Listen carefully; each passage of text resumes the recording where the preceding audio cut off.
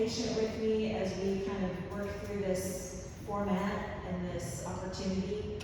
I don't really have prepared remarks. I mean, there's some things that I sort of expect people wonder about that I've given some thought to, but generally speaking, this isn't for me to give a speech. It's for me to be available to y'all. So, my name is Megan Henderson. I'm the city manager. Assistant City Manager Tony Kane is here in the audience. And at this point, I'll just open up the floor. Let me have it. Yes, ma'am. What is a typical day for you? A typical day. Start at 4. So I will start checking email and social media probably, in the early hours.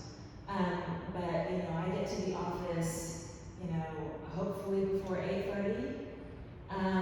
And typically we'll have a meeting, phone calls, catch up with emails, and then start working through kind of the big chunks of things that have to be figured out that day. There are often everybody out of the pool moments. So a call from a citizen that something urgent is happening, discovery that something is, every once in a while it's a good thing, every once in a while it's an opportunity, but a lot of the time it's, okay, we've got a big leak over here, we've got, wastewater is getting into somebody's house or business, we've had equipment failure, or, there are just a lot of things that can sort of derail the day. So it's sort of a mixture. It's sort of a mixture between things that are scheduled, like meetings, and then sort of trying to get work done while at the same time being available for someone who might call or come by, and that might be a staff person or a citizen who has something that they need to talk through or get resolved that, as soon as possible. And so that mix between trying to focus and work through problems and being available and responsive is kind of where the balancing act is. And then rarely do I leave at 5. It's usually kind of after that when the phones stop ringing that I can kind of get a little bit more work done. There are evening meetings, we've got council meetings a couple of times a month. But by and large, it's from the office trying to keep up with all of the things that are happening everywhere. So I'm going to be in the office, I might have to go check on things, I might go, just put eyes on the situation. But every day is different. Thank you. Yes, ma'am. Can you update us kind of on what's going on in the city, like the major struggles that we have in the city? Can you give us an update on Yeah. that? So I will say that a lot of the majority of our real struggles have to do with infrastructure, water lines, sewer lines, streets that have not been maintained adequately for decades. And that's not to say that there haven't been good efforts and initiatives by good people during that time to try to bring them up. City managers do what I call a city manager shuffle, where they work somewhere for 4 or 5 years and then they go work somewhere else. city council members, we have some city council members who serve for a long time. We have some city council members that do, you know, a term or a couple of terms and then they cycle through. You know, mayors are typically mayor for a couple, 4 years and then cycle. And so there is I don't want to say a short-term view, but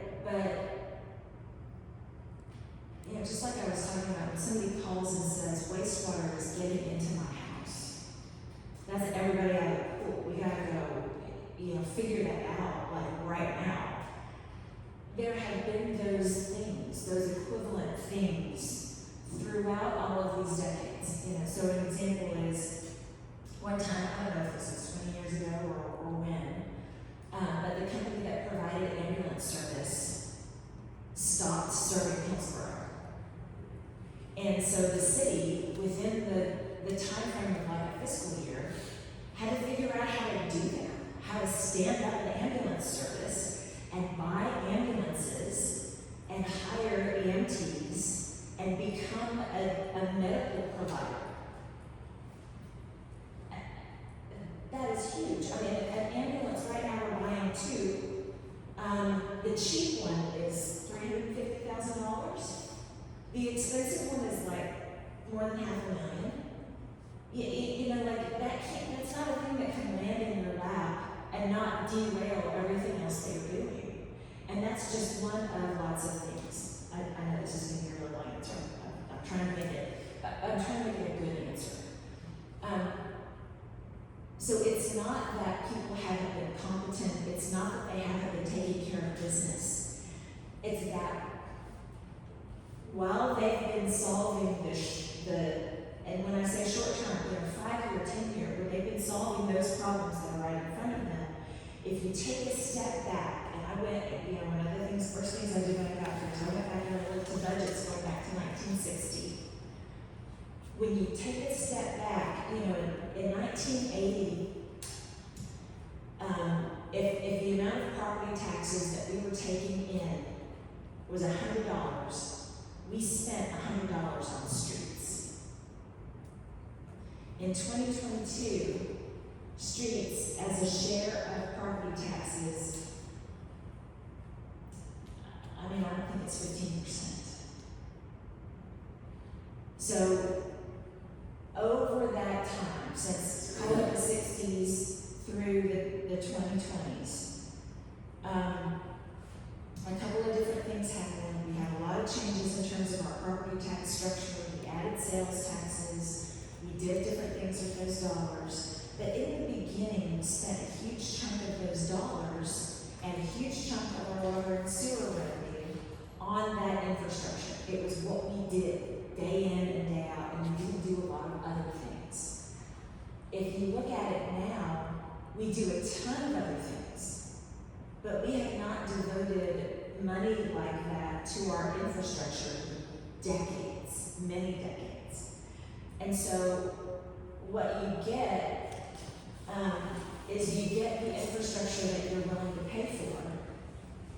And we haven't been willing to pay for good infrastructure for a really long time. Like you can, you know, in the contractor world, they'll say you can get good, you can get fast, and you can get cheap. Pick two, right?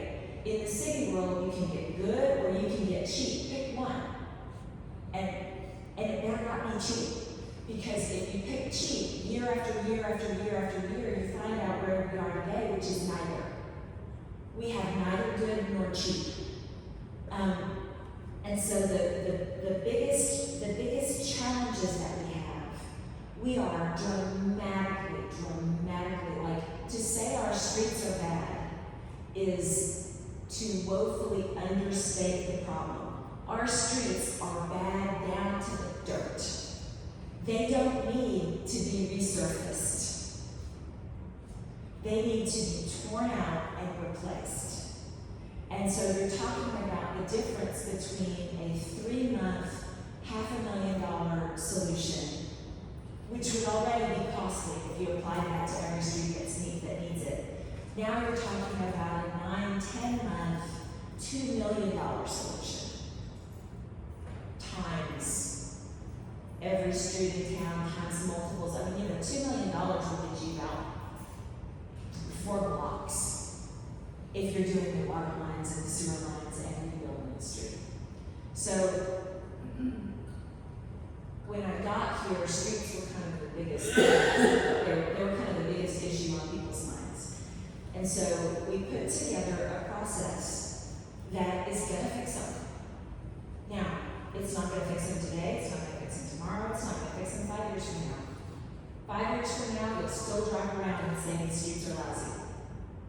Hear me when I say, right, like I wanna be super honest and transparent about what is reasonable to expect, even if it's working. So the timelines that we're looking at, is there, are y'all like attacking it through, is there a way that you can share with citizens that says, hey, we're planning on doing this and this and this? I know that in the middle of having emergencies, right, I think that kind of, that's the way you're planning, right? But still in the midst of it, is there kind of like a timeline of attack of what we can look at? So the thing that has made it so challenging is staffing and equipment. We, a long time ago, essentially gave up on being able to redo our streets ourselves. And I think that there was a confidence problem that says our streets are lousy, it must be because we're bad at this. And so instead of us doing it badly, we'll hire contractors to do it well. If you look at the amount of work and the amount of cost that it would take to do it that way, we would never get there. It is so expensive, we would never get there. So we have to have a twin line of attack where for the biggest, most complicated jobs, like Church Street, that is fruit salad under there. I mean, it goes through downtown, it affects everybody location-wise, but there's drainage, there's more than one sewer line, there's more than one water line, like it's crazy pants over there. We don't want our people tied up with that complexity and that coordination. It's much better to bring in somebody that does this all day, every day, all the time, and just have them do it. So for the most complicated things, you've got the contractor path. But then for the big middle, we need to be able to self-perform that work. We identified that process, got sort of lined up to start, and the person who could do that, like the critical piece of a road, I'm talking to the ladies now, it's like a fake fingernail. So that your actual fingernail is the road base, and then the lacquer is the surface. It's the road base that matters, that gives everything the structure. The surface just protects it. So if your surface is bad, sooner or later, because it's not protecting it, the whole thing is going to get bad, but it's not the thing that's important. So the machinery, and more importantly, the equipment operator that builds a road is the person who can run the motor grader. We had one guy who could run our ancient motor grader, and he passed away like the summer that we were getting ready to kick off this process. And I want to say, like, the fact that he was our motor grader operator is the least important thing about this fantastic human being. Like, right? This is a fantastic human being. He was a wonderful dad, had a great family, and his passing was tragic. Incidentally, it also really knocked us for a loop. It was 15 months, no, maybe longer, before we had another operator and machine that could do that work. We had to, because our machine was unique and old, we had to buy another machine, we had to figure out how to pay for that, and then we had to try to find an operator, and that was even tougher.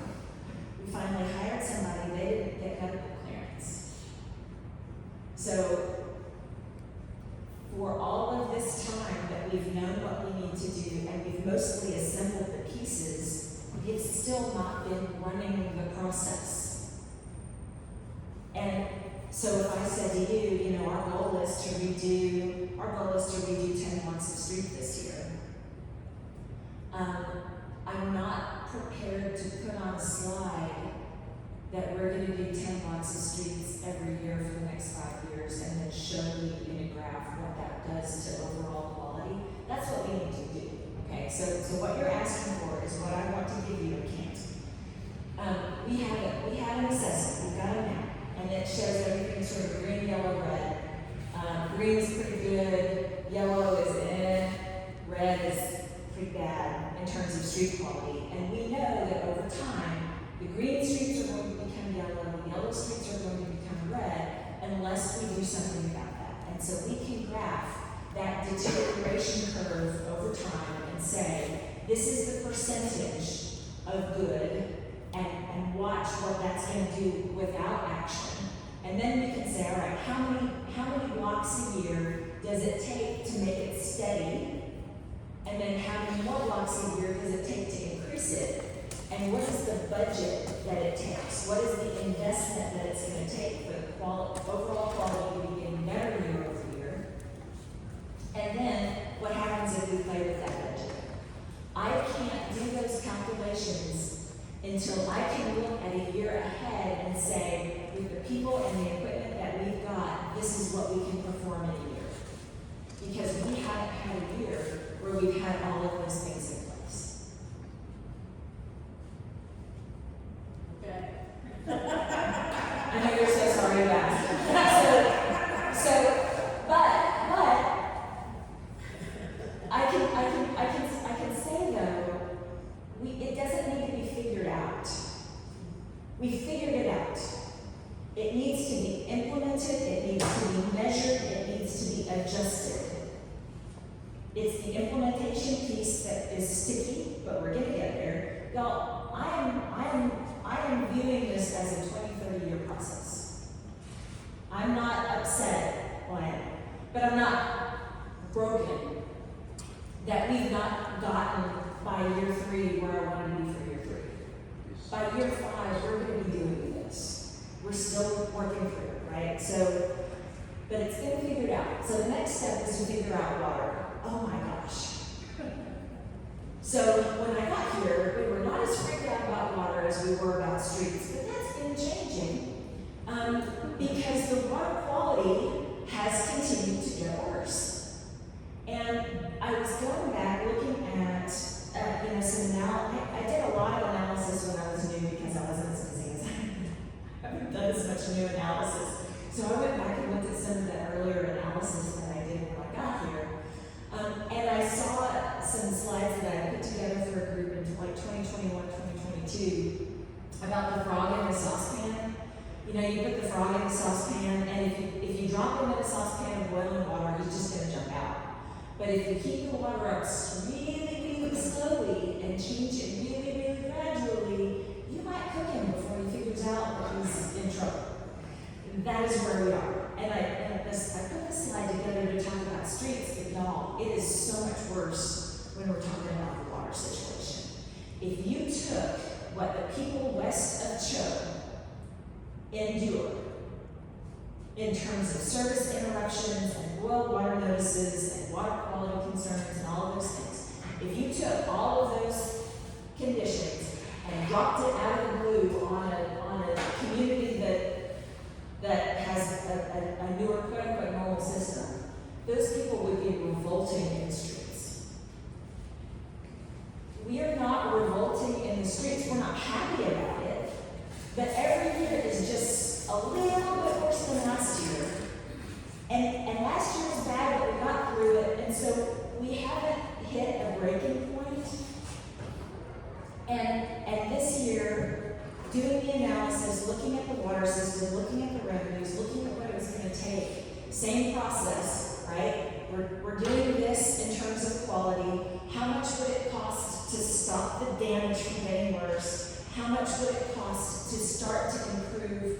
And then, what would it take to improve quickly versus, is this going to take forever? We have to say that this is rock bottom. The definition of rock bottom is the worst that it can get before things start to get better, right? We decide when that is.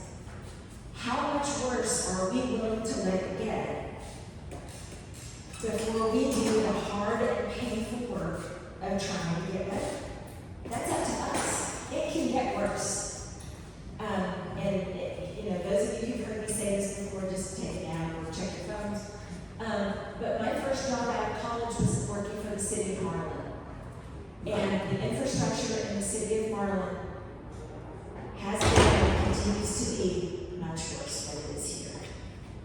I have seen what that looks like. I have seen what that does to an economy. Every business in the industrial park closed during the 4 years that I was in Marlin and the year after that. So we have to fix the streets. We have to fix the water lines. We've done analysis of the streets. We've set a process into motion that's going to work. It just needs to be tweaked. We've done analysis of the water situation, and we are beginning to get that process into place. The funding that was created when we increased the water rates is enough to stop the system from operating at a loss. So we were operating financially at a loss. Last year we lost $1 million in water. Breaking even still continues the same declining quality. We're just not losing money doing it, right? So that breaking even doesn't solve the problem. So what we've done is, in addition to breaking even, we've added a crew, or we've added the positions. We haven't hired yet. We've added the positions to have a crew of people going around and replacing water lines. So this is going to be familiar. We stopped replacing our own water lines. We rely on grants. Those grants were created in the 60s. In the 60s, there was a lot of money. Dependence on those grants has gradually taught us and other cities that we don't have to fund our own water line improvement, and that is a lie. You get a grant maybe every 7 years. That grant is as much as $350,000. $350,000 will replace 4 blocks of water line.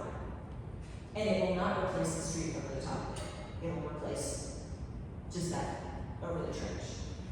So if we got that grant every single time, it would be a drop in the bucket of what's needed. But that's how people have been thinking about doing infrastructure replacement. Oh, we'll get a grant for that.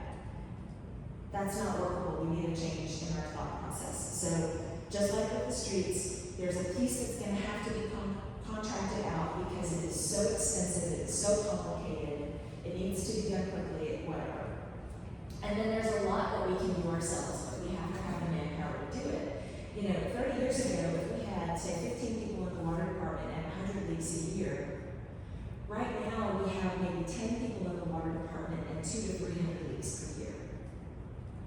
What we're asking them to do is radically different because of the deterioration that has taken place over that time. We can't ask those guys in between leaks to do anything. There is no in between leaks. At this point, they're just fixing the biggest leaks first. People say, well, it's been leaking for a long time. Yes, it's leaking slowly. It's a little quirky compared to these other leaks that are leaking fast. So we are probably 6 months, I hope that's not too optimistic. My mom reminds me of that at estimating time. But I think we're 6 months from saying we have the process figured out for water, and then it's going to take 20 years of implementing it. We have requested $30 million in loans from the Texas Water Development Board through a program that has up to 70% loan forgiveness. I don't know whether we would get $2 million and 1.4 forgiven. I don't know whether we would get nothing. I don't know whether we would get $30 million. But we have a big need, so we've made a big ask. And hopefully we've gotten your attention and can begin kind of plugging away after that. The next thing on the list is wastewater. So wastewater, unlike water, mostly minds its own business. It is not pressurized. So even if there's a break in a line, it generally stays, it's not going to go anywhere. It's still going to stay in the channel. It's still going to go to the wastewater treatment plant. What we have seen is that over time, there's been enough deterioration in our wastewater lines that it's not a problem of wastewater getting out of the lines itself. It's a problem of rainwater getting in. They call it infiltration and inflow. And what happens is you get a lot of rain, and in a low-lying area that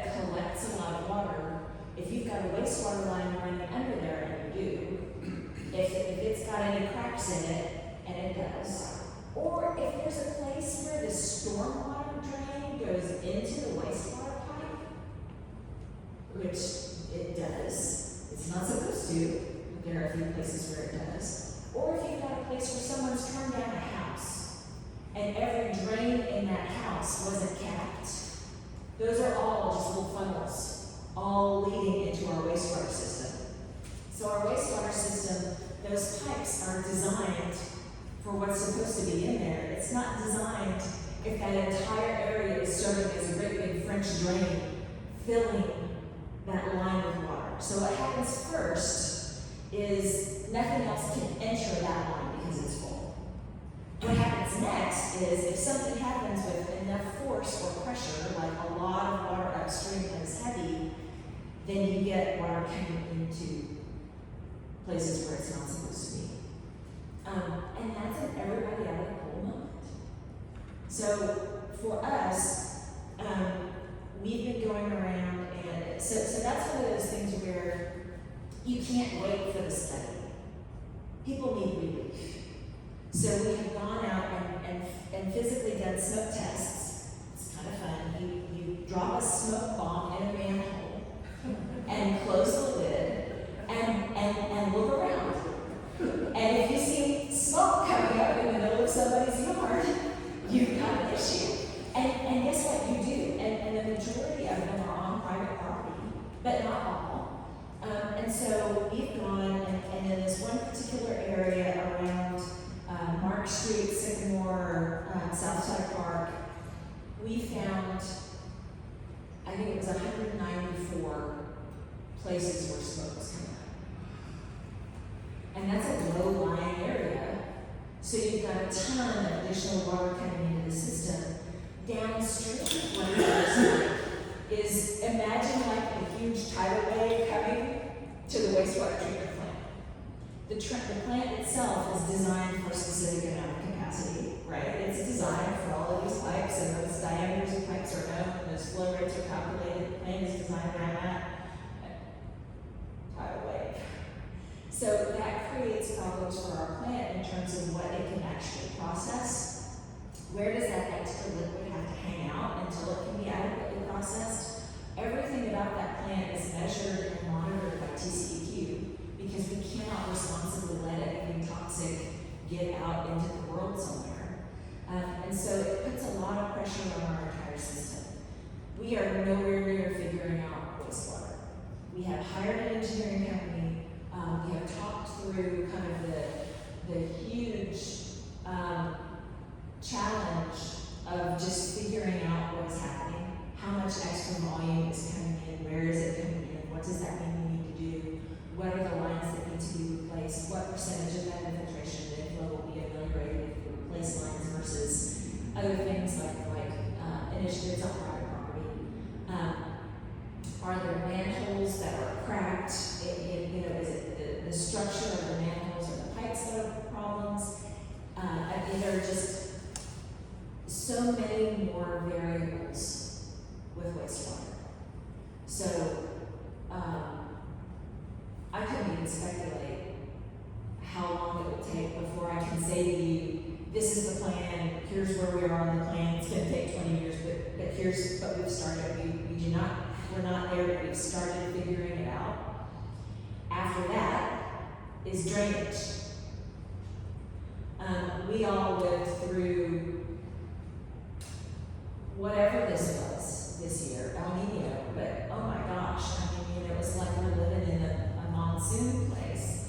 And so places that have never flooded, places that always flood, they flooded, and they stayed flooded. Places that haven't flooded before also flooded. And while there is a map that shows floodplains, where FEMA has calculated places that are vulnerable to flooding, lots of the places in town that do flood aren't on that map. And so we weren't necessarily prepared. We have some drainage infrastructure, neighborhoods that have curbs and gutters. There should be inlet boxes that allow the water that is being directed by those curbs and gutters to get into a stormwater system. We have a lot of neighborhoods in town that do not have curbs and gutters and storm. Where we do have stormwater lines, big stormwater pipes under the I would not even want to speculate how old those things are, or whether they are the correct size, or whether they have basketballs stuck in them, right? Like, that's a whole other thing, but if you look at kind of the hierarchy, streets was first, because it was the most obvious. Water was second because it's the most important. Stormwater, wastewater is third because it's the grossest. Like, it's the one that's most of a problem if it's not doing what it's supposed to do. So when someone calls me and says, I've got a drainage problem, when are you going to do something about it? My honest answer is probably I don't know. And that's not because it's not important. It's because there are so many big, more urgent, important things ahead of it on the list. And I'm not going to say, we're going to haul off and go do a thing. Because if you haul off and go do a thing with drainage and you haven't calculated what's downstream, you are very likely to create a pool somewhere else. You just move it. You have to start kind of at the bottom and work your way up. You can't spot fix drainage with very, very few exceptions.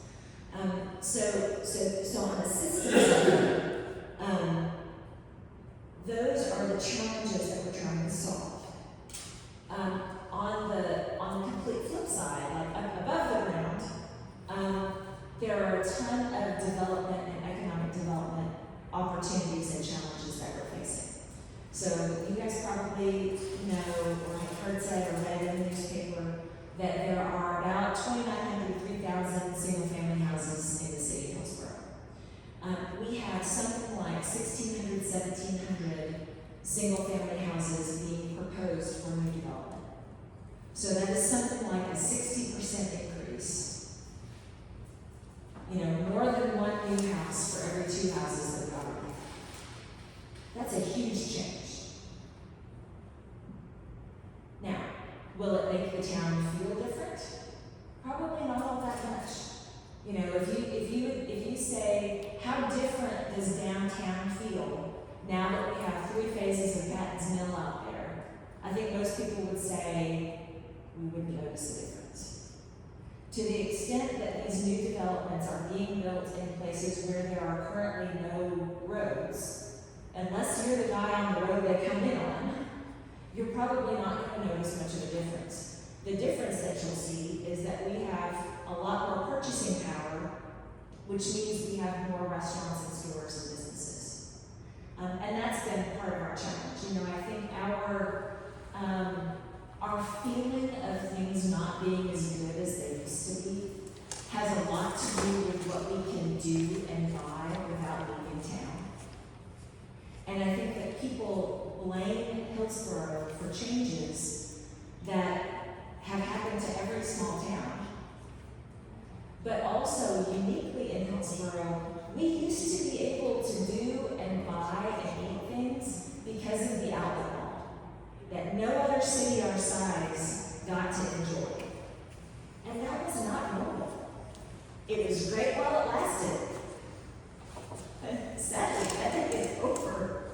And not only are we not going to be able to revive it, it's not a thing that is reviving anywhere. If you think about what people would consider like the new shopping center, if you close your eyes and think about kind of the new shopping center, you're probably thinking of an area like in Waco, there's Central Texas Marketplace that has Marshalls and Bed Bath & Beyond and Best Buy and Pier 1, right? 2 of the 5 businesses I just named have gone bankrupt. Like, the new shopping center, that's not a thing that they're building any more of even today. Unless it's Amazon proof. And Amazon proof, think things like car washes, gas stations, vape shops, right? As much as none of those things is exciting or and I don't want to insult anybody, but really not super exciting to us in terms of new business in town. Those things are Amazon proof. There is a reason that people are making investments in those kinds of businesses because they're things that people buy over and over again, and they have to do it in person where you are. So unless we just close the doors and say, no more of these kinds of businesses, those are the kinds of businesses we're going to get. We're not going to get a lot of new big box retail because there's not a lot of new of it going anywhere. And where it is, they're going where there's a lot more population than we can have. So part of our challenge is that we don't have realistic expectations. And when our unrealistic expectations keep not being met, we continue to be dissatisfied. And the only thing that I can do to help with that is to try to help us have more realistic expectations. And that does not necessarily get me popular on Facebook. But when we have realistic expectations, then we can have realistic conversations about what to do, right? If realistically, car washes and vape shops and gas stations are being built in large numbers, then we have a real conversation to have. Do we want these businesses? If we want them, where? If we don't want them, what do we want to do about it? That's a realistic conversation that we can have that will actually change the world. How much we want Topgolf is not a realistic conversation that will change the world because it's not coming no matter what we decide together as a group and petition the company to do. So, your original question, 30 minutes ago was, what are the big issues? And I would say infrastructure, and this is kind of where those things stand, development and economic development. I saw some kind of shaking of heads, when I talked about the number of new houses that are coming into town. And I think there's a real concern that Hillsborough will become changed and different and less desirable for us to live in. Hillsborough has been roughly steady in population for 100 years. From about 1910 to about 2010, our population was within 500, give or take, of the same number for 100 years. And I don't think anybody would say that that's been good for us. So we've got to figure out how to grow in a way that protects the things that we care about. We've got to figure out how to grow in a way that attracts people who want what we want, who appreciate the kind of quality of life and the kind of values that we have. And I'm not making an economic argument. I'm not saying we don't want any of those people because as far as I'm concerned, that's not a thing. What I'm saying is when people are shopping for a place to live, they're either going to base it on what's the cheapest place that I can find, or they're going to make a choice out of choice. When you buy anything, you're either like me and you get the cheapest version available, or you say, what is the thing that I want the most? We want the people who want the most, the things that we want the most. And I think part of our challenge and opportunity with the city is to identify what those values are and to wave them around like a flag and to share them and make them available to the people that come here and to make sure that they're available to our people who are here now, everywhere in town, every neighborhood, every background.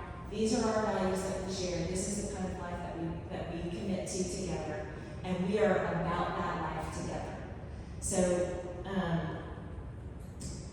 knowing what you're saying yes to helps you know what to say no to. In the process of preparing for development, we have to say no to development that will increase the cost of our infrastructure because we're already underwater. We have to say no to development that is going to make our roads congested because that threatens the quality of life that we enjoy. And we have to do enough analysis that we're not so excited by the shiny pictures that we say yes to something without realizing all of those other consequences. So while we're figuring out and solving these other things, we are in the process of standing up the ability to be discerning about development, and that's kind of a whole new discipline for the city of Hillsborough. When you're looking at discerning of the bringing in, so other grocery stores, I mean, are we not able to accept those, or like a Walgreens, CVS, those type of? I'm so glad you asked. I'm so glad you asked. No other grocery stores have even come close to contemplating coming here. Let me be very explicit. HEB has never tried to come to Hillsborough. Aldi's has never tried to come to Hillsborough. We have not said no to a grocery store ever. There is a rumor that I think, just based on the things that get repeated, I think this is kind of a game of telephone situation related to the old Walmart building. Walmart used to be in the building that now houses Dirt Cheap. When Walmart vacated that building, they sold it to the city of Hillsborough, or gave it to the city of Hillsborough, but it was deed restricted because they were going to be putting in a super Walmart that offered grocery stuff. And so they deed restricted the old building so that we couldn't make it a grocery store to compete with their new thing, because at that point, super Walmart was kind of new. And so they wanted to protect their ability to be profitable in that grocery side of the business.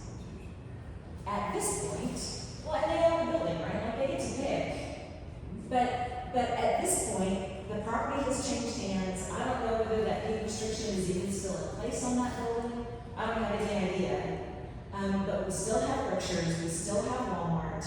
And in the meantime, if HEB wanted to come tomorrow, we would be delighted and we would help them find a place to go. But up until this point, they have not offered to do so. People often point to the HEBs in small communities like Marlin and Mahia, and I would say to you, those buildings were built in the 60s and 70s.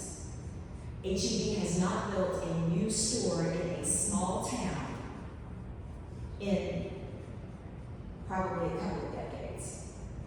They're aggressively expanding in very urban, population-dense areas where they have not had a presence.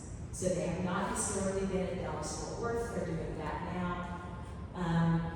They are not coming to Hillsborough until we hit a population level that is going to make it worth them spending millions of dollars on a store. Walgreens, CVS, I have heard that one or the other of those was interested at one point in the building that is now AT&T. But that went sideways for reasons that did not have to do with the city. Just like the Applebee's deal out of the mall went sideways for reasons that did not have to do with the city. That's private property, under negotiations, and sometimes people come to a deal and sometimes they don't. Yes, ma'am. Since we don't have any HEB or other grocery store looking at, just have you heard anything from Walmart on would they clean it up really? Well, some Walmarts have like a fresh market and expanded kind of elevated thing. So I've not had any conversations with Walmart, but I can tell you is that in doing some research to try to market land to HEB, one of the things that we learned is that our Walmart is not particularly high performing. And unfortunately, that's probably part of the reason that there's not been a lot of interest in kind of raising, you don't raise investment in something if it doesn't look like it's going to pay off. I also know that there are foundation issues at that site. Off and on, I've heard of them considering a different location, I don't know that there's any movement on that right now. But certainly if it ever came up, the city would be very excited to partner, support, help them do a thing. And I think contrary to what you'll see on Facebook, if you talk to the folks from Lucky's, if you talk to the outlet mall developer, if you talk to any number of the people that are doing new developments in town, what they'll tell you is that the city has been very energetic about partnering. They've been interested in problem solving. They've been interested in getting deals done. We've gotten a lot of compliments on being good partners for development. So if an opportunity comes up with Walmart, I think we'd be well positioned to help them get to a close. Maybe. Sir? I want to ask you about go back to roads and streets. Did y'all take bids, and I don't mean to sound like I am because I don't know, so I'm just being true. Y'all did take bids. I'm sorry. Okay. Bids on what? Like bids on street work. When you went through all this, did you get bids from contractors, outside contractors, or did y'all attempt to try to do all this yourselves initially? So we always knew that some of the streets needed to be done by contractors and some of it will need to be done ourselves. And so when I say I've talked to contractors, we did a big street and infrastructure project at $6.5 million. That is Old Brennan Road, Walnut Street, Park Drive, and Church. So those 4 streets, roughly 4 block sections of those streets, $6.5 million. Are being done by other contractors? Yes, they're being done Not by, your. right, they're being done by outside contractors. We have also talked to outside contractors about just coming in and doing a surface. So back when I was talking about what makes a street, the important part is not the surface. I don't necessarily care, well, obviously I care, but my priority is not for our guys to be able to lay asphalt. My priority is for our guys to be able to build a solid road. And then if we have to pay somebody to come into the end and either chip seal it or put in a little bit of asphalt or do some kind of other seal to create a surface, I don't mind paying somebody else to do that. That is far less expensive than having a contractor rebuild the entire street. If we can rebuild a street and get it to the place where we're just paying for a surface, that's kind of, I consider that to be part of us doing it ourselves. And I've got a second part of that question. So, you didn't see anybody but somebody that knew what they were doing that put the new turf down at Hillsborough Park, at Hillsborough Field. Right. Because they're specialized in that. Right. Just like if you do something with a golf course, you gotta have somebody special. Your guys, I think, in my opinion, in some areas are being taken up by jobs they shouldn't even be trying to do. They're not qualified. And it's taken a long time. The city's using money that they could be using somewhere else and trying to do work themselves. It should be delegated out to professionals that know what they're doing. But if you don't, then what are you gonna have in 10 years or 5 years? You know, that's maybe not a good point, but I'm just. No, I'm really glad. This is what this is for. This is not an agreement fest. This is let's pull the things out and let's talk about it, right? You're smarter. Any two of us is smarter together than any one of us, right? So thank you for asking that question. My answer to you is we can't afford not to employ professionals who know what they're doing to build a street. We can't afford not to, but that's exactly what the argument that you're making is exactly the argument that we've been making for the last 20 years, and that's why now we don't have people who know how to do it. You're right. So what we're doing is we are rebuilding a street building team. We've hired people with some experience. We're going to give them more experience. We're going to work on the smaller, lesser traveled streets first. They may not hold up so well. That's okay. This is a 20-year deal. This is not a 5-year deal. And so if you told me you've got 5 years to make things better, that's not how I would do it. We're not going to get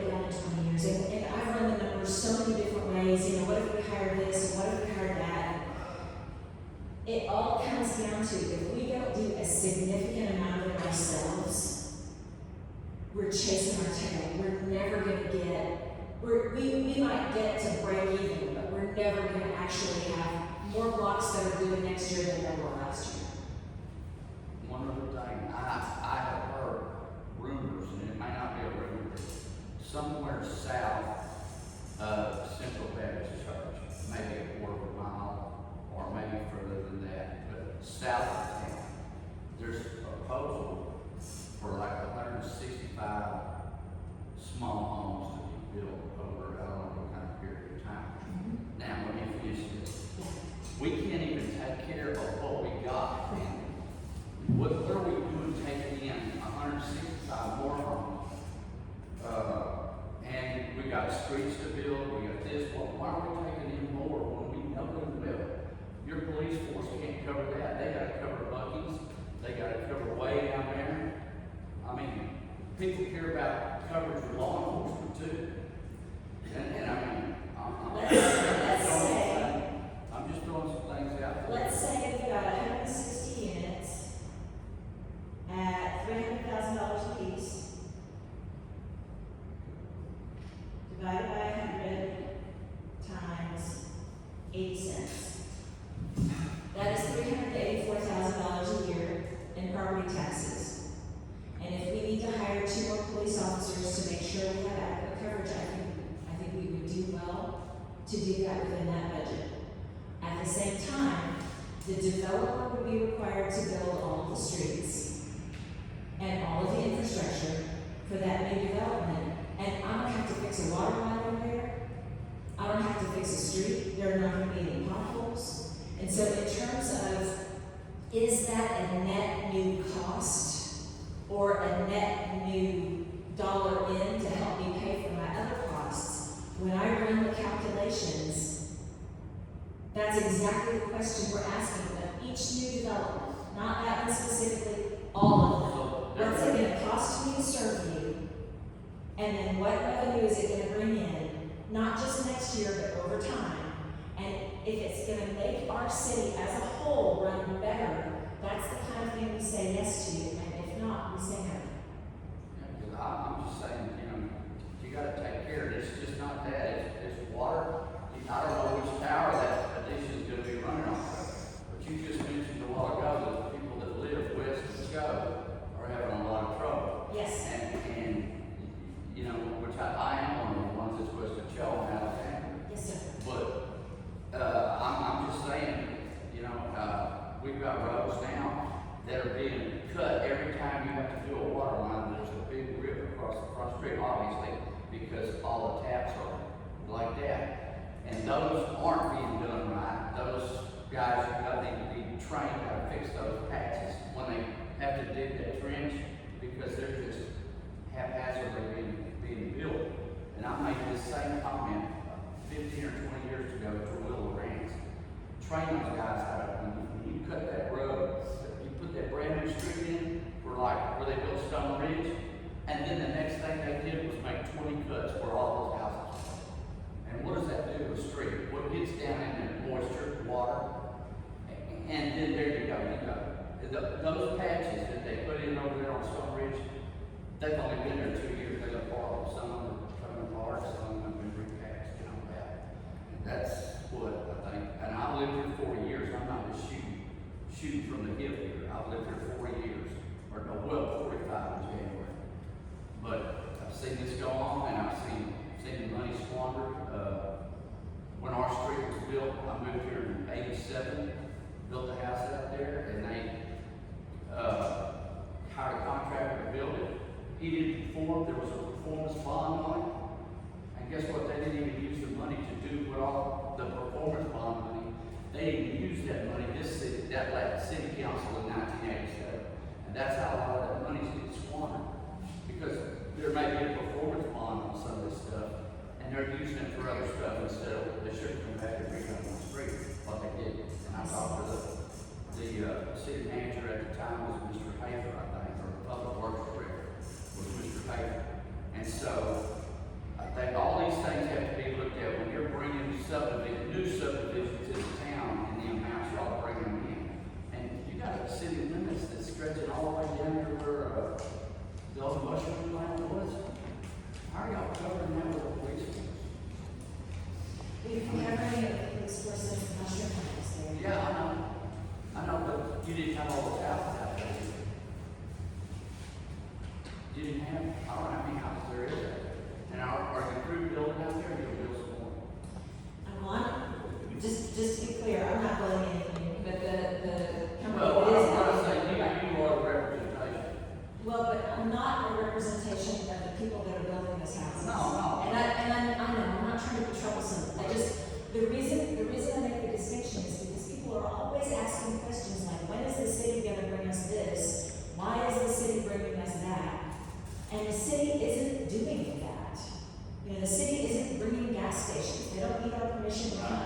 The city isn't not bringing us HEB. HEB isn't following our directions, right? And so I know I'm sounding jerk, like a jerk, but I just mean, the people that own that property, the private company that owns that property that is building those houses, they're about, I wanna say the third phase is gonna be something like 40 units, and I think they've got about 7 or 8 of them down. So there's about another 30 or so coming in that third and final phase. Yeah. And my main point was just the coverage. Yeah. Just the law enforcement coverage is being spread thin. You know, kind of, maybe all of it, so, but. Well, I think so we're gonna be doing a comprehensive planning process. And a comprehensive plan, you know, when I say plan, people's eyes kind of glaze over. Didn't we just do that? When we did a strategic plan, that's different. I can explain it, it'd take another 30 minutes and you'd all be sick of me even if you're not already, right? But a comprehensive plan looks at all of the nuts and bolts. It's very technical. But part of it is to say, okay, look, if people are coming, if we've got new development coming and you think it's gonna go in these places, what does that mean about law enforcement coverage? Do we need to have another station somewhere else so that our response times are what they need to be to serve this area well? And so we're not gonna just try to add folks over here and serve them with the same design of service that we have today. And that's what I think we do. That's what I want to hear. Yes, sir. Yes, sir. Yes, sir. My question is, I guess it's a question or it's a statement, I'm not sure which. Downtown, and that is, we have 2 more businesses, maybe 3, that are shutting down for lack of foot traffic, customers, etc. We also have plenty of empty storefronts still downtown, which could be used for retail sales and stuff like that. One thing that's a problem down there is the cost of a person starting a business. The lease agreements, et cetera, to me seem high. And I wonder whether or not the city could incorporate, sorry, I don't want to blame the city could incorporate a plan to actually provide incentives for landlords and lessees to where people who want to start a business downtown can actually afford to do so. And perhaps even the landlords themselves can get a benefit from it. It could be a step system where they could start out at a lower rate and then move up as the retail gets better. The 2 businesses that are closing down are 2 businesses that people open up, and they open up these things with the hope that they can succeed. We don't have nearly enough walk-in traffic downtown. We have Hillsborough Arts Week, which will be open up for hours, and there's no one walking on the street. We have cars that are going through the town, it seems by the thousands every day, but they don't stop. We don't really have a walk-in city because nobody walks. Now, when we have our festivals and things like that, they're all come out. So how do we increase the availability of things downtown that says people, hey, we want to go downtown Hillsborough? And I know we have some physical problems along that line. The other thing would be city beautification. That might help. Something where we can actually beautify the city when people want to be downtown because it's just pleasant to be there. And that's basically what I want to say. The other thing is we don't have any signs that invite people to our city. We have 4 different ways of getting into the city, maybe 5, and there's no sign that says come visit. historic Hillsborough. I've seen other towns in Texas and they are exalted in their history. We have history here. Let's exalt it. Let's show people that we have something. So I think that there are several things going on, and you had some really excellent points. There are several things going on there. Some of them are policy questions. You know, given the dollars that we have and the things that we're trying to do, how much money does it make sense to devote to something like a new grant program that would benefit small businesses? Embedded in your question, though, is a statement about the market. And I'm always a little hesitant for us to try to think there's a lot we can do to change the market. If Hillsborough is a market where there are not a lot of people walking around downtown, then it is going to be challenging for businesses based on foot traffic to do well here. And us giving them some money to ease their rent for the first 6 months isn't going to change that. No, that's not. The businesses that are going out of business were able to get started, were able to get going, and for the most part have been in place for a number of years. The statistic on, it's something like 70% of small businesses will close within the first 5 years. If 70% of small businesses in downtown Hillsborough close within 5 years, that's not an indictment of Hillsborough. That is statistically normal.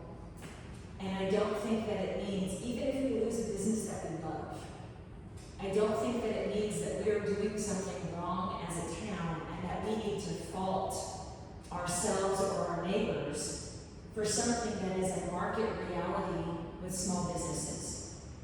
So that's on one side, and that's back to my point about realistic expectations. The other side is, should we be the best dadgum downtown that we can be? Absolutely. And so the fact that businesses are going to, stopping businesses from closing is not and should not be our job. Creating a beautiful downtown that serves people well and gives businesses the best environment possible, that is absolutely our job, and we should be about that. Signage that says, visit beautiful historic downtown blank, is unlikely to pull people off of the interstate. They're generic signs. Does that mean that we should not spend $50,000 a month on a billboard to say that? Yes, I think so. Not that I'm a voter, clear, I just implement. I think that means that that's not a good investment for that kind of money. Does that mean we should not build a monument sign on property we control that we don't have to pay monthly for that says visit beautiful historic downtown Hillsborough? Understanding the reality may mean we don't do this. That doesn't mean we do nothing. Should we show people that we're proud of our beautiful historic downtown? Absolutely. Are there opportunities to do so? I think there are. Yes, sir. I go to Buc-ee's just like everybody else. Yes.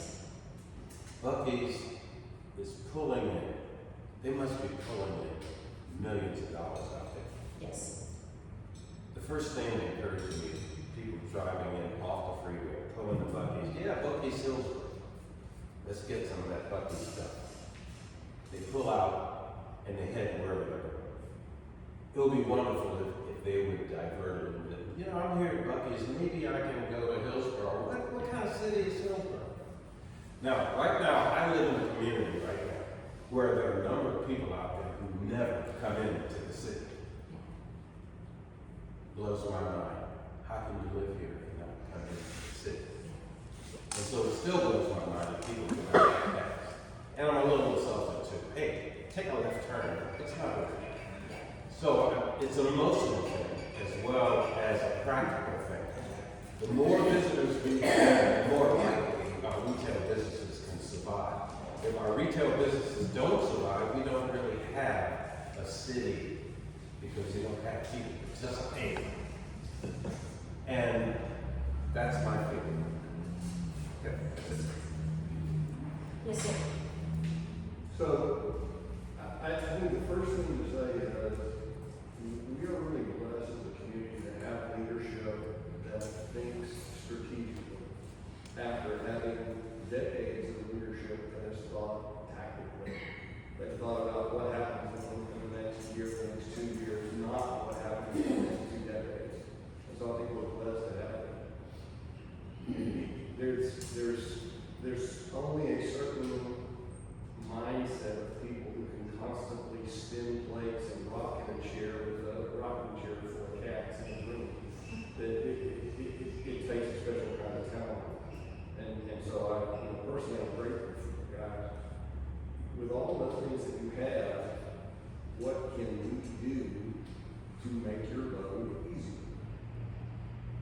So,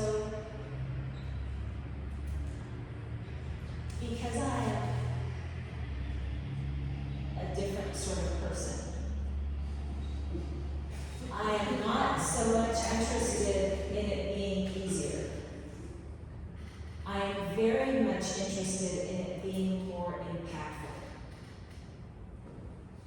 If you said to me, if you did 10% more work, or 20%, or maybe 50% more work, you'd get this stuff done in 10 years instead of 20, I would have no problem working harder. That said, the thing that will make it more impactful is for us to have conversations about what the choices really are, and not about Topgolf. And so the reason this is the answer to your question is because when you hear people say, well, we can have an HEB, but the city won't let it come, tell them that's not true. Tell them you know better. Tell them that it's not speculation. Right? I don't know what to tell you except I'm in the room when those conversations happen, and that's literally not what is happening. And if we could, as a community, confine ourselves to the things that we have a choice about, do we want to limit the number of new gas stations? I mean, we might, right? Because the market's going to keep bringing more unless we do something. Is this something that we care enough about to say, we don't want any more new gas stations, even if they're going to bring in property tax and sales tax? That's a real fruitful conversation that we can have that will change things in the world. Smoke shops, car washes, development, we just don't want to grow. I mean, that's not what we've heard from people, but it may be that the community gets together and says, you know what, we're good at 10,000 people, we don't want to grow, and we'll just keep paying slightly higher taxes and water bills forever to be able to preserve this size. That is a choice that we essentially have. If we can talk about the choices that we really have, that would make the work so much more impactful. And we can focus on actually getting things done. So that would be amazing. Help dispel the disinformation. The other thing is get involved. We have boards and commissions. We are asking for more boards and commission members right now. Those new terms begin in October. We've got tons of boards and commissions that have 1 or 2 vacancies. It's not a huge commitment of time. I see folks in here who serve on boards and commissions. I'm grateful for your service. But those people make practical decisions, and the guys and ladies on those boards make decisions about whether a house should be torn down, or whether that property owner should be given a little bit more time, or whether businesses in the downtown should be able to choose what color their sign can be or not. I mean, these are things that make a difference in how easy it is to do business here, how easy it is to own property here, what is the standard for things to be kept up. We have cleanup days a few times a year. I know I spent a bunch of hours this spring scooping lawn clippings out of the gutter. I know that I'm not the only one in the room here today who did that. There's just some practical elbow grease things that we can get out and do together. And the because when you're part of it, it's part of you.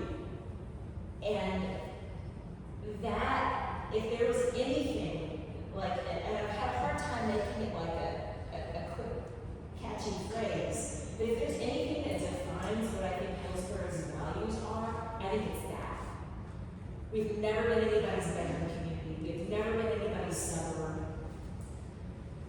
We are our own thing. We take care of our own stuff. We solve our own problems. And we do it together. And we don't have everything in common. The important thing we have in common is that we are neighbors. And we work together for the benefit of this community that benefits everybody else. So be a part of it. So that when these new people come, and all these new houses that are coming south of the intermediate school, let's show them how we do this.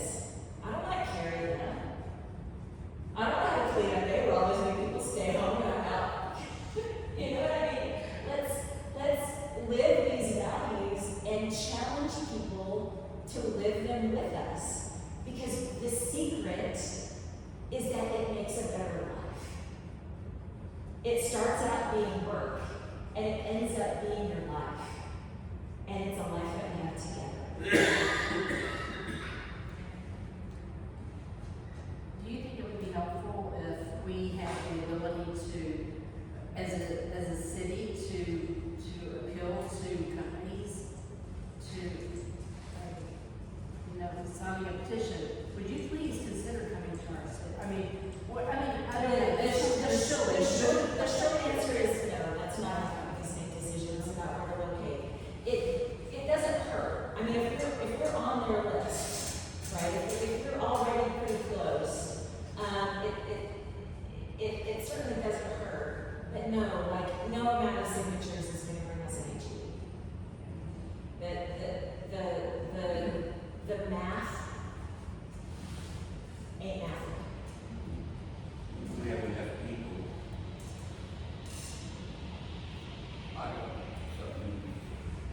Yes, I sir. sort of missed a couple of minutes of that conversation, but in response to Douglas's comments, living in Hillsborough for 44 years, the downtown's got a parking problem. And you never had that before. For 35 years, you never had a problem parking unless there was a court, in session that day. But between Milano's, Frankie's, and R&K, I'm not a Baptist, so I can claim the bars and pubs downtown. Friday night, Saturday night, the Eagle, historic City Hall. It really can be hard to park downtown. And that's a problem we've never had before. No, we're doing so much better attracting people to downtown Hillsborough than we've done in 44 years. And I can't but rebut that. Now, are we doing as good a job as Ancona or Yacy, Italy? At 5 o'clock in Yacy, 50 or 75% of the entire community is downtown on the city square, having a glass of wine and just chatting with their buddies. We're not there, but it's wonderful to see it. So, I just wanted to congratulate the city of Hillsborough for the progress that they've made in 44 years. Thank you. It matters a lot. We're not there, but we're getting there. We're better. It matters a lot what we're comparing ourselves to.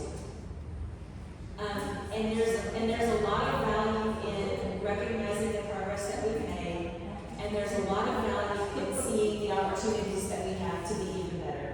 And so both of those points are important, and I appreciate it. Yes, sir. I think identity sits you have in the city manager. And from my history here, there were a lot of city managers that came through that never got up in front of people like you're brave about. They ran and hid. They saw you somewhere. But you haven't done that, and I'm proud of you for that. And I'm going to say that in front of everybody here. I'm proud. I told you that when you took this job. And I'm proud that you stand up and say that you Thank you, Mr. do. identity for Hillsborough and a direction for us to go in. We're letting none of those others not really try to do. So, that you see it all. Let someone else have it. Yes, sir. So one other question, we keep talking about bringing bigger businesses. Yes. Is there ever been any thought through Chamber of Commerce or whatnot that with all the empty spaces that are developing downtown, that really the focus should be on smaller businesses that are gonna attract the people that wanna live in the small areas and use the great wide access that Hillsborough has? Is there anything thought about how to bring those small businesses to fill the storefronts with businesses that are not necessarily retail, but other insurances or whatever kind of business that might do that? Yeah, yes, there has been. Fortunately or unfortunately, the challenge there is that smaller businesses tend to be owned by individuals. They don't go to trade shows looking for locations. They don't hire marketing firms to try to scout out their locations. And so, you know, the bigger businesses, it's easy to find them. You know which ones you want, right? You know their names. You know how to get a hold of them. For smaller businesses, you really, to go prospecting, like for example, a huge thing, and we try, I appreciate Mr. Palmer's good words about having a vision. What we've tried to do is find out from the community what the community's vision is. And that's, you know, decisions by committee are always difficult, but I think we're starting to build something that feels true for the community, right? And that's not something that came out of my head, that's something that came out of the mouths of a lot of people, and we're trying to distill it together, right? So, one of the things that the community has asked for is entertainment businesses. We know we're not going to get a Topgolf, we know we're not going to get a Dave and Buster's. So, what do? We go and look for small, owner-run entertainment businesses in communities that are comparable to Hillsborough or close, or both. And we go talk to those people. Hey, what do you think about Hillsborough? Hey, would you like to have a second location? And we've had probably 20 conversations. We've had 3 companies where the people said, we think about that, and they come to town and looked at stuff. None of those have actually panned out. But yes, that's sort of the process. You know, the other thing that we can do is continue to arm our real estate community with some really good information about Hillsborough and Girll. You know, I think part of telling our story is putting it in the hands of, I got a call today from a banker in Waco. He's talking to a business that wants to open up in Hillsborough, and he said, this guy says you guys are getting ready to grow. You know, tell me, is that right? Tell me more about that. And so I started pulling out numbers and talking to him about some projects and things. And he said, wow, yeah, that track, that's exactly what he was telling me. And that gives that banker a little bit more confidence in funding the project here. We've got to know enough about our story and tell it so that the people who are representing us, have you guys ever worked with a realtor that was like, don't go here? Right? I'll show you this house, but you don't really want to live here. We need to arm our bankers, our realtors, everybody, because the real estate part of the decision, the financing part of the decision, that's where the deal gets made or lost. I'm not against us having some kind of incentive that helps somebody get started, particularly if it helps them have a better sign. That sign we all have to look at, and sign execution is something that can make or break a business, and half the signs in our downtown you cannot read coming through, right? So if we can make it a small investment that does something that changes the way that everybody who is downtown experiences downtown, so there's a public benefit, it's going to help that business. Like there's a lot of argument for doing specific things to help businesses, right? But that's, you know, call it $1,000 on a $300,000 or $400,000 deal. We're not going to make or break that deal. Gestures are important. Being proud of our downtown and willing to help solve a small problem. That's like, you know, loaning a cup of sugar to your new neighbor, right? It's a gesture, but it's really important. It makes you feel like you're part of something. We should still do it. But those real estate decisions, those banking decisions, that's where the money is in that. And that's what, I mean, as small businesses in this town, that's definitely true. It all comes back to the little banker, give you the money to do what you need to do in that community.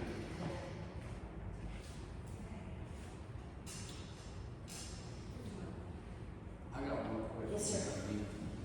Do you think, and I don't mean to hurt anybody's feelings here or anything, I'm just throwing this out. Do you think the plants, I worked in IKO for about 3 years, so I knew a lot of the people that worked over there. This was from about 2017 till about 2020, I'm there. They were getting paid really good back then. You saw new cars all over the parking lot. And obviously, I knew a lot of the employees, most of them, I knew what kind of money they were making. Question is, do you think that the plants that we're bringing down like that are hurting the ability of the city to hire employees? Because I know what they're doing, or what they were paid back then, and I know it's still probably a pretty good salary, and a lot of those others, LB Foster, all those. Do y'all think, and I know some of these plants have been there all the time, do you think it's an obstacle for the city to climb up that high? Because it's kind of the same kind of work, it's really hard work, you know, for your maintenance people, and it's hard work out there, but they can draw a lot of overtime out there and all that. Do you think it makes you harder, that makes you harder, those plans make it harder for you and the city to build employees because of the pay scales? They're gonna go out there rather than come work for the city. Do y'all have a problem with that, or do you think that, what's your feeling about that? Challenge accepted. Yeah. I think that the city needs to be a choice employer. We have been trying to do things on the cheap for too long. And you can see around you the results of doing that. Working for the city needs to be a good job. And I would not wish for fewer good jobs elsewhere in the city in order to make that cheaper for us. You know what I mean? And so yeah, it's been a terrible challenge. You know, it is absolutely been difficult, particularly in police and fire, where people can go and do the exact same job in another city and make a boatload more money. And particularly in public works, where it's comparable to another sort of hardworking construction type or production environment kind of job. So it has been very, very challenging,